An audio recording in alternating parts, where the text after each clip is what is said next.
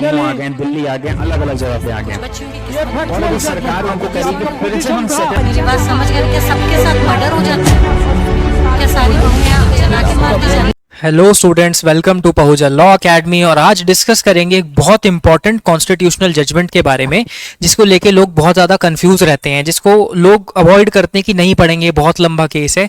तो हाँ, कुछ लैंडमार्क कॉन्स्टिट्यूशनल जजमेंट्स हैं जो बहुत बड़े बड़े हैं, बट आप इनको पढ़ सकते हो, बहुत इंपॉर्टेंट केसेस हैं ये।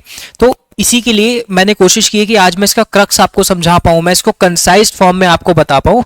अब ये जो जजमेंट है, ये है एडीएम जबलपुर वर्सेस शिवकांत शुक्ला की जजमेंट। इसको हम एडीएम जबलपुर केस या फिर हेबियस कॉर्पस केस के नाम से जानते हैं।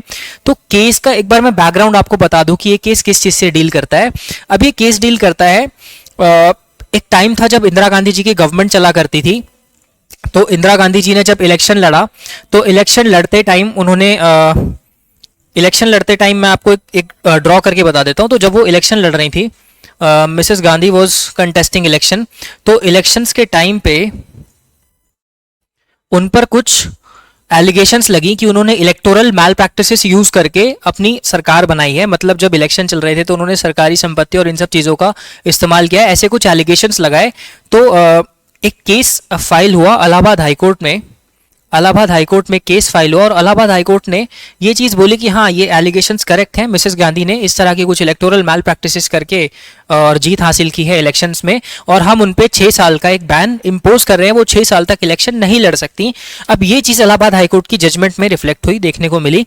इसके बाद सब्सिक्वेंटली क्या होता है, इवेंट्स चेंज होते हैं थोड़े, और एक इमरजेंसी प्रोक्लेम कर दी जाती है इस जजमेंट के बाद कि इमरजेंसी लग गई, नेशनल इमरजेंसी एक प्रोक्लेम की गई कि अब इमरजेंसी लगेगी, और सारे के सारे जो क्या कहते हैं फंडामेंटल राइट्स हैं वो सस्पेंडेड रहेंगे कुछ टाइम के लिए, और सारे फंडामेंटल राइट्स लोगों को नहीं मिलेंगे, लोग उनको यूज़ नहीं कर सकते, और सबसे बड़ी बात है कि लोग उनको इन्फोर्स कराने के लिए कोर्ट में नहीं जा सकते। तो अब था क्या, उसके साथ ही एक एक्ट भी एक्सरसाइज किया गया, जिसको MISA मीसा एक्ट के नाम से जानते हैं। ये क्या था, इसका नाम था maintenance of internal security act.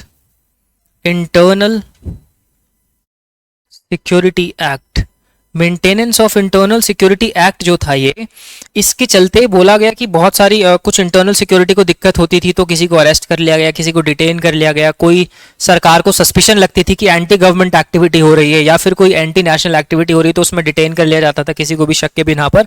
तो इसी तरह से जितनी भी ऑपोजिशन के लीडर्स थे, चाहे वो अटल बिहारी वाजपेयी जी हों, चाहे वो मोरारजी देसाई जी हों, या फिर LK आडवाणी जी हों, लाल कृष्ण आडवाणी, इसी तरह से जो भी अभी ऑपोजिशन के सीनियर लीडर्स आपको देश में देखने को मिलते हैं, ये सब उस समय जेल में सलाखों के पीछे थे। तो इन सब लीडर्स ने अलग अलग जगह डिफरेंट हाई कोर्ट्स में आर्टिकल 226 के तहत रिट फाइल की, हेबियस कॉर्पस की, कि हमें इलीगली डिटेन करके रखा गया है। और हेबियस कॉर्पस रिट का मतलब एक रिट होती हैं, और रिट ऑफ हेबियस कॉर्पस में ऑर्डर दिया जाता है, कोर्ट डायरेक्शन इशू करती है कि जिस भी इंसान को आपने इलीगल डिटेंशन में रखा हुआ है उसको कोर्ट के सामने पेश किया जाए। ये रिट किसी इंडिविजुअल के खिलाफ भी पास की जा सकती है, या फिर गवर्नमेंट एजेंसी या गवर्नमेंट की किसी इंस्ट्रूमेंटालिटी के खिलाफ अगेंस्ट भी पास की जा सकती है, डायरेक्शन किसी को भी दी जा सकती है। तो हेबियस कॉर्पस की रिट सारी ही कोर्ट्स ने अलाउ कर दी उस टाइम, और इन डिटेंशंस को इलीगल डिटेंशंस बताया।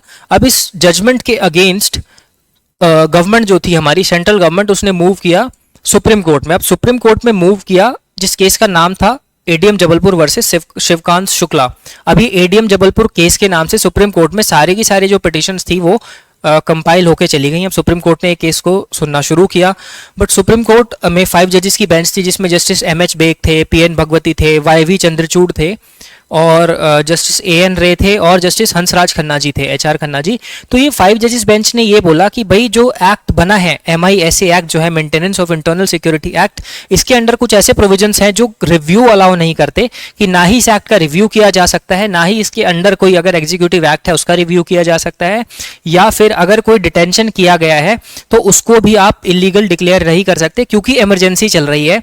और इस तरह के जो एक्ट्स होते हैं, जो लेजिस्लेटिव एक्ट्स होते हैं, उनको कोर्ट नलिफाई जस्टिफाई नहीं कर सकती है, क्योंकि ये कुछ एक्ट्स जो ऐसी सिचुएशंस में पास किए जाते हैं जो प्रेसिडेंट की डायरेक्ट इमरजेंसी प्रोक्लेम करने के बाद उसको एक्सरसाइज किया गया है, ऐसी सिचुएशंस में हम कुछ भी नहीं कर सकते, कोर्ट इंटरवीन नहीं कर सकती। और कोर्ट ने ये साथ साथ ये भी कहा कि जो 226 के अंदर जो रिट आपने जो डायरेक्शंस दी हैं को हाई कोर्ट्स ने जो दिए हैं कि इनकी जो डिटेंशन है इलीगल बोली है और उसको छोड़ने के लिए डायरेक्शंस दिए सारे पॉलिटिकल प्रिजनर्स को कि भाई इनको छोड़ दिया जाए, ये भी गलत है। इस तरह की डायरेक्शंस हाई कोर्ट पास नहीं कर सकता, हाई कोर्ट के पास कोई भी पावर नहीं है इस तरह की डायरेक्शन पास करने की इन इमरजेंसी पीरियड। साथ ही साथ ये जो MISA एक्ट था, maintenance of internal security act, इसको लीगल बोला गया, इसका कोर्ट रिव्यू नहीं कर सकती ये बोला गया। साथ ही साथ बोला गया आर्टिकल 14, 20 और 21 सस्पेंडेड रहेंगे in the period of emergency की, इमरजेंसी की पीरियड में ये सारे के सारे आर्टिकल सस्पेंडेड रहेंगे।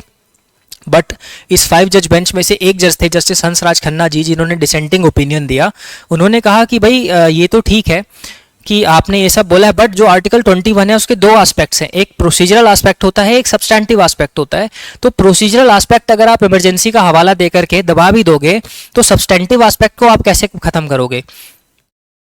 इंडिया में अगर कोई भी इंसान जन्म लेता है, बर्थ के साथ ही उसके साथ कुछ इंट्रिंसिक राइट्स आ जाते हैं, जैसे कि right to life and personal liberty है, जिसको आप without due process of law को फॉलो किए उसको आप कर्टेल नहीं कर सकते हो। आप जैसे अगर किसी को फांसी दे रहे हो, कैपिटल पनिशमेंट दे रहे हो, तो प्रॉपर ट्रायल चलेगा, एविडेंसेस आएंगे, उसके बाद रेयरेस्ट ऑफ रेयर केसेस में उसको फांसी की सजा दी जाएगी, तो वहां पे due process of law follow हुआ है। लेकिन अगर आप किसी को इलीगली डिटेन करके रख रहे हो या किसी को आपने ऐसे ही मार दिया है, तो वो आर्टिकल 21 का वायलेशन है। तो सब्सटैंटिव पार्ट को आप कैसे उसके कर्टेल कर सकते हो। तो वो जस्टिस HR खन्ना का जो डिसेंटिंग ओपिनियन था वो आगे चल के उनको थोड़ा भारी पड़ा। अब मैं ये तो डायरेक्टली नहीं बोलूँगा कि उनके खिलाफ कोई कॉन्स्पिरेसी की गई, कुछ किया गया, ऐसा तो कुछ नहीं होता, बट हाँ काफ़ी चीज़ें मैटर करती हैं, बहुत सारे फैक्टर्स होते हैं जजेस की या बाकी जो एग्जीक्यूटिव होते हैं या IAS ऑफिसर्स होते हैं उनकी प्रमोशन में मैटर करती हैं बहुत सारी चीज़ें। तो जस्टिस HR खन्ना को चीफ जस्टिस नहीं बनाया गया, उनको सुपरसीड करके किसी और को बना दिया गया था उस समय में। अब ये जो जजमेंट थी ADM जबलपुर, ये सरकार के फेवर में दिया गया एक डिसीजन था उस समय, और बाद में काफ़ी सारे ज्यूरिस्ट और काफ़ी सारे रिटायर्ड जजेस ने काफ़ी सारे लेक्चर्स में या काफ़ी अपनी बुक्स में भी ये लिखा है कि this kind of decision should be thrown in the history of dustbin of history. तो मतलब इस तरह के इतिहास के कूड़ेदान में फेंक देना चाहिए इस तरह के डिसीजंस को। तो ये ऐसी स्टेटमेंट्स भी सुनने में आई है, लेकिन ठीक है, इसको बाद में ओवररूल किया गया। इसको ओवररूल किया गया KS Puttaswamy versus Union of India की जजमेंट में। Judgment was delivered by justice DY Chandrachud. अब ये एक देखने वाली बात है कि ADM जबलपुर का केस जस्टिस यशवंत विष्णु चंद्रचूड़ ने जजमेंट दिया था और KS Puttaswamy justice DY Chandrachud ने दिया। तो ऐसा भी कई बार कई जगह पे ऐसा कई सारे प्लेटफॉर्म्स पे लिखा गया था कि a son overruled the judgment of his father. मतलब जो ये ADM जबलपुर जजमेंट थी वो जस्टिस DY चंद्रचूड़ के फादर YV चंद्रचूड़ जी ने दी थी, और ये KS पुट्टास्वामी जब ओवररूल किया इसको वो DY चंद्रचूड़ जी ने दी थी, जो चीफ जस्टिस ऑफ इंडिया बने अभी लास्ट चीफ जस्टिस थे, 50th chief justice of India.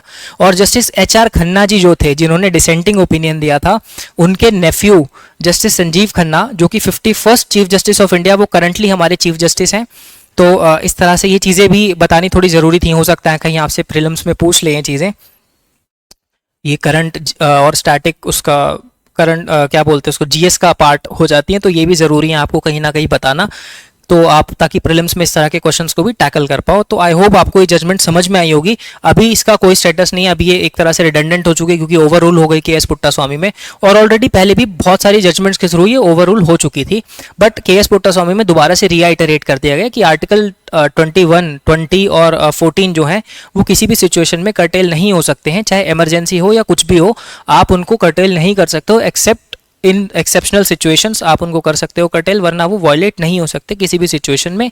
I hope you like this video, and if you like this video please share this video, subscribe to our channel and stay tuned with Pahuja Law Academy. Thank you so much. Subscribe for more content.